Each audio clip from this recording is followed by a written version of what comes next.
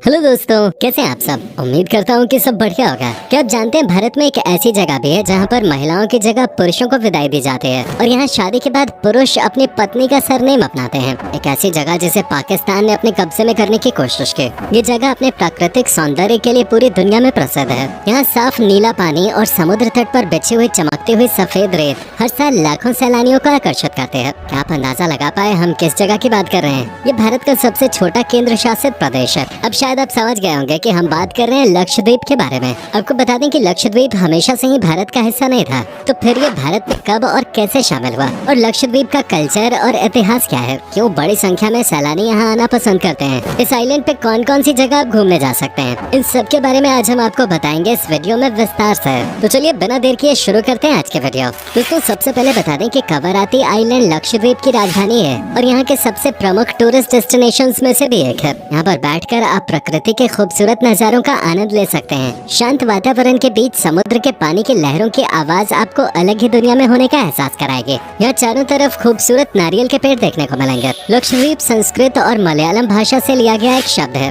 जिसका मतलब होता है 1,00,000 द्वीप, यानी ये आइलैंड कई सारे द्वीपों से मिलकर बना है। लक्षद्वीप असल में 36 आइलैंड्स का एक समूह है, लेकिन इनमें से सिर्फ 10 आइलैंड्स पे ही लोग रहते हैं और बाकी आइलैंड्स पूरी तरह से वीरान पड़े हुए हैं। लक्षद्वीप भारत का सबसे छोटा केंद्र शासित प्रदेश है जिसका कुल क्षेत्रफल मात्र 32.62 वर्ग किलोमीटर है, यानी आप कुछ दिन में पैदल ही ये पूरा द्वीप घूम सकते हैं। लक्षद्वीप की आबादी 65,000 के आसपास है। इस केंद्र शासित प्रदेश की ज्यादातर आबादी इस्लाम धर्म को मानती है। एक आइलैंड होने के बावजूद लक्षद्वीप का लिटरेसी रेट काफी अच्छा है। यहाँ लगभग 92% लोग लिटरेट हैं। इतिहासकारों के मुताबिक एक समय पर लक्षद्वीप मालदीव्स का हिस्सा हुआ करता था, लेकिन उसके बाद लंबे समय तक ये एक स्वतंत्र राज्य बना रहा।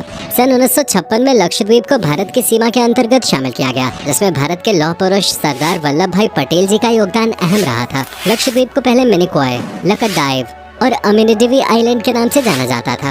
बाद में 1 नवंबर 1973 को इसका नाम बदलकर लक्षद्वीप रखा गया और तब से लेकर आज तक इसे लक्षद्वीप के नाम से ही जाना जाता है। लक्षद्वीप का इतिहास काफी पुराना है। कहा जाता है कि यहाँ पर लगभग 2200 सालों से लोग रह रहे हैं। वहीं 11वीं शताब्दी के दौरान चोला साम्राज्य द्वारा भी इस जगह पर शासन किया जा चुका है। मुस्लिम आबादी ज्यादा होने के कारण पाकिस्तान ने काफी समय तक लक्षद्वीप को अपने अधीन करने की कोशिश भी की थी, लेकिन भारत के आगे उसकी एक न चल सके। दोस्तों अगर आप कुछ समय प्रकृति के नजदीक सुकून के पल बिताना चाहते हैं तो लक्षद्वीप को अपने विश लिस्ट में जरूर शामिल करें। यह आइलैंड आपको पूरी तरह मालदीव्स का एहसास कराएगा, यानी कम बजट में मालदीव्स का आनंद लेना हो तो लक्षद्वीप आ सकते हैं। यहाँ आप अपने परिवार के संग, दोस्तों के संग या फिर पार्टनर के साथ आ सकते हैं। आप चाहे किसी के भी साथ आए, यहाँ आपको भरपूर मनोरंजन मिलेगा। शहर के शोर शराबे से दूर असली शांति का अनुभव होगा यहाँ पर, जहाँ आकर आप तनाव और काम धाम के टेंशन से कुछ समय के लिए ही सही लेकिन मुक्ति जरूर पालेंगे। लक्षद्वीप में आपको शानदार समुद्री तटों के अलावा हरे भरे जंगल, शानदार रिजॉर्ट्स और नारियल के पेड़ों से लेकर खूबसूरत कोरल रीफ्स आदि देखने को मिलेंगे। लक्षद्वीप में आप कई प्रकार के स्पोर्ट्स एडवेंचर का मजा ले सकते हैं। आपको अगर स्कूबा डाइविंग करना पसंद है तो ये आपके लिए सबसे बढ़िया जगह है। आपको यहाँ बिल्कुल साफ पानी के अंदर बाहर से ही मछलियाँ तैरती हुई नजर आएंगे। साथ ही कई खूबसूरत मछलियों से लेकर समुद्री जीवों को उनको नेचुरल हैबिटेट में देखने का अनुभव बिल्कुल अलग ही होगा। इसके अलावा यहाँ पर kite flying, boating, kayaking, paragliding, मछली पकड़ने जैसी कई एडवेंचर एक्टिविटीज का आनंद ले सकते हैं। अगर आपको भी एडवेंचर पसंद है तो लक्षद्वीप के लिए अभी से बैग पैक करना शुरू कर दीजिए। लक्षद्वीप के मूल निवासी ज्यादातर आदिवासी समुदाय से ताल्लुक रखते हैं। केरल के नजदीक होने के कारण यहाँ पर केरल की संस्कृति और कल्चर का प्रभाव भी काफी देखने को मिलता है। केरल में मनाए जाने वाले त्योहार लक्षद्वीप में भी मनाए जाते हैं। साथ ही लक्षद्वीप में सबसे ज्यादा बोली जाने वाली भाषा भी मलयालम ही है। बता दें कि लक्षद्वीप आइलैंड की अपनी कोई विधानसभा, कोर्ट या मुख्यमंत्री नहीं है। लक्षद्वीप का जुरिस्डिक्शन केरल कोर्ट के अंतर्गत ही आता है। साथ ही इस पूरे इलाके में सिर्फ एक सांसद है जो हर 5 साल में चुना जाता है। यहाँ का ज्यादातर काम ग्राम पंचायत द्वारा ही किया जाता है। हाल के समय में लक्षद्वीप में कुल 10 ग्राम पंचायत काम कर रहे हैं। यहाँ पर कुल 9 पुलिस स्टेशन और 2 पुलिस चौकी हैं, जिनमें लगभग 350 पुलिस कर्मचारी कार्यरत हैं। ये पुलिस कर्मचारी ज्यादातर यहाँ आने वाले पर्यटकों की सुरक्षा का ध्यान रखते हैं। जनसंख्या कम होने के कारण यहाँ मारपीट और मर्डर जैसे मामले बहुत कम ही देखने को मिलते हैं। दोस्तों लक्षद्वीप की अर्थव्यवस्था मुख्य तौर पर कृषि पर निर्भर करते हैं। नारियल के अलावा यहाँ पर इमली, बादाम और बीटल नट्स का भी उत्पादन होता है। यहाँ नारियल को प्रोसेस करके नारियल का तेल और नारियल के लड्डू भी बनाए जाते हैं। लक्षद्वीप आने वाले तमाम सैलानी नारियल से बने ताज़ा प्रोडक्ट्स जरूर खरीदते हैं। यहाँ आने के बाद अगर आपने नारियल से बनी चीजों की खरीदारी नहीं की तो समझो आपकी शॉपिंग अधूरी रह गई। कृषि के अलावा यहाँ पर मछली का कारोबार भी बड़े पैमाने पे किया जाता है और भारत के कई राज्यों में लक्षद्वीप से मछली की सप्लाई की जाती है। साल भर में लगभग 1 लाख टन टूना मछलियों का व्यापार लक्षद्वीप आइलैंड के जरिए किया जाता है। इन सब के अलावा टूरिज्म इंडस्ट्री भी यहाँ के लोगों की आय का एक मुख्य स्रोत बन गई है। आपको बता दें कि लक्षद्वीप में पहले शुक्रवार के दिन छुट्टी मनाई जाते थे, क्योंकि शुक्रवार के जुमे की इस्लाम धर्म में काफी अहमियत है। लेकिन कुछ समय पहले ही देश और दुनिया के अन्य हिस्सों की तरह यहाँ पर छुट्टी शुक्रवार की जगह रविवार के दिन शिफ्ट कर दी गई। दोस्तों, लक्षद्वीप की हवा इतनी साफ है, यहाँ जाने के बाद आपका वापस आने का मन ही नहीं करेगा। शहरों से दूर ताज़ी हवा में कुछ पल बिताकर आपको पता चलेगा कि जिंदगी किसे कहते हैं और साफ हवा में सांस लेकर कितना अच्छा महसूस होता है। लक्षद्वीप के लोगों की दरियादिली भी आपका दिल जीत लेंगे। यहाँ के लोग मेहमान नवाजी में माहिर माने जाते हैं। अक्सर पीक सीजन में अलग अलग आइलैंड्स पे पर्यटकों के स्वागत का भव्य कार्यक्रम आयोजित किया जाता है। यहाँ पर भारतीय परंपरा के अनुसार सैलानियों का स्वागत किया जाता है। दोस्तों, हम तो ऐसे ही जानते हैं कि विदाई के बाद लड़की लड़के के घर जाते हैं, या फिर अभी तक तो यही सुना था। सदियों से यही परंपरा चली आई है कि शादी के बाद लड़के के माता पिता अपनी बेटी की विदाई करते हैं और फिर उसे पूरी जिंदगी अपने पति के घर पे ही रहना होता है। लेकिन लक्षद्वीप में ये रिवाज नहीं है। जी हाँ, यहाँ पर शादी के बाद लड़का अपने ससुराल जाता है और घर जमाई बन के रहता है। इतना ही नहीं, पत्नी का सरनेम भी लड़के को अडॉप्ट करना पड़ता है। अगर आप लक्षद्वीप जाने का प्लान बना रहे हैं तो आपको बता दें कि यहाँ आप समुद्र मार्ग या फिर हवाई मार्ग के जरिए पहुंच सकते हैं। आपको भारत के सभी प्रमुख शहरों से अगाते एयरपोर्ट तक की सीधे उड़ान मिलेगी। सबसे ज्यादा उड़ान यहाँ कोरल के कोच्चि शहर से आते हैं।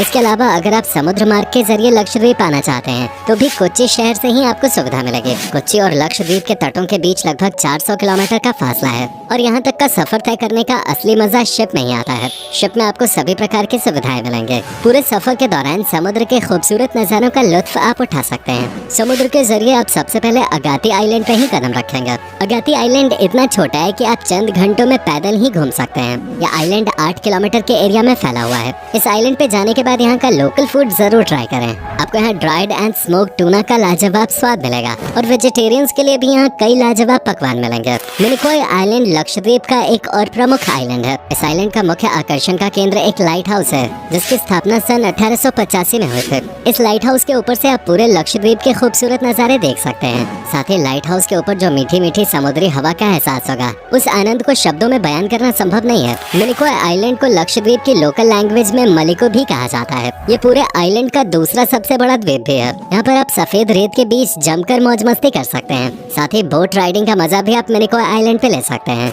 वैसे तो लक्षद्वीप के सभी आइलैंड्स पे सनसेट और सनराइज के खूबसूरत नज़ारे देखे जा सकते हैं, लेकिन जो बात बंगाराम आइलैंड की है वो अन्य किसी आइलैंड की नहीं है। पूरे लक्षद्वीप में सबसे खूबसूरत सनराइज और सनसेट का नज़ारा आपको इसी आइलैंड पे देखने को मिलेगा। साथ ही यहाँ पर स्कूबा डाइविंग के साथ साथ डॉल्फिन्स और अन्य मछलियों के साथ तैरने का मौका भी आपको मिलेगा। वाटर स्पोर्ट्स और एडवेंचर एक्टिविटीज का भरपूर आनंद लेना चाहते हैं तो कल्पेनी आइलैंड और कदमत आइलैंड को अपने विश लिस्ट में जरूर शामिल कीजिएगा। यहाँ पर आप स्कूबा डाइविंग से लेकर पैराग्लाइडिंग और कायाकिंग तक लगभग सभी प्रकार के एडवेंचर्स का मजा ले सकते हैं। अगर आप समुद्री जीवों और समुद्र की दुनिया के बारे में ज्यादा जानकारी लेना चाहते हैं तो लक्षद्वीप की राजधानी में स्थित कारावती आइलैंड पे बने मरीन म्यूजियम की सैर करना बिल्कुल मत भूलिएगा। यहाँ पर कई बड़े बड़े म्यूजियम्स हैं जिनमें सैकड़ों प्रकार के समुद्री जीवों की प्रजाति देखने को मिलेगी। इनमें से कई प्रजातियाँ ऐसी हैं जो आपको लक्षद्वीप में तो क्या पूरे भारत में कहीं देखने को नहीं मिलेंगे। साथ ही समुद्र की गहराइयों में क्या क्या राज छिपे हैं, इन सब के बारे में भी इस म्यूजियम में आपको जानने का मौका मिलेगा। सबसे अच्छी बात यह है कि भारतीयों के लिए इस म्यूजियम का टिकट सिर्फ 15 रुपए का रखा गया है। लक्षद्वीप में एक अजीब नियम यह है कि कोई भी बाहर का व्यक्ति यहाँ आकर जमीन नहीं खरीद सकता। सिर्फ लक्षद्वीप के लोगों को ही यहाँ पर जमीन खरीदने की अनुमति है और इस नियम को भारत सरकार ने भी मान्यता दे रखी है। लक्षद्वीप में वैसे तो कई आइलैंड्स हैं, लेकिन बंगाराम द्वीप के अलावा अन्य किसी भी आइलैंड पे शराब पीना पूरी तरह प्रतिबंधित है। इस नियम का उल्लंघन करने वाले के खिलाफ कार्रवाई भी की जाती है और जुर्माना लगाया जाता है। और साथ ही दोस्तों, यहाँ पर कोई भी पर्यटक बिना कपड़ों के नहीं घूम सकता। अगर आप भारतीय हैं तो लक्षद्वीप के किसी भी आइलैंड पे घूमने जा सकते हैं, लेकिन विदेशी सैलानियों को यहाँ सिर्फ 3 ही द्वीपों पे जाने की अनुमति होती है। इससे ज्यादा द्वीप पे जाने के लिए कोच्चि या फिर लक्षद्वीप प्रशासन से अनुमति पत्र पर हस्ताक्षर कराने होते हैं। हालांकि ये काम ज्यादातर टूरिस्ट गाइड्स आसानी से करा देते हैं। लक्षद्वीप क्योंकि क्योंकि भारत का ही एक हिस्सा है, इसलिए यहाँ जाने के लिए किसी भी प्रकार के वीजा की जरूरत आपको नहीं पड़ेगी। इस आइलैंड पे घूमने का खर्च लगभग 50,000 रूपए प्रति व्यक्ति आएगा। इसमें आने जाने का किराया शामिल नहीं है। वैसे तो एरोप्लेन और जहाज दोनों ही माध्यम से लक्षद्वीप तक पहुँचा जा सकता है,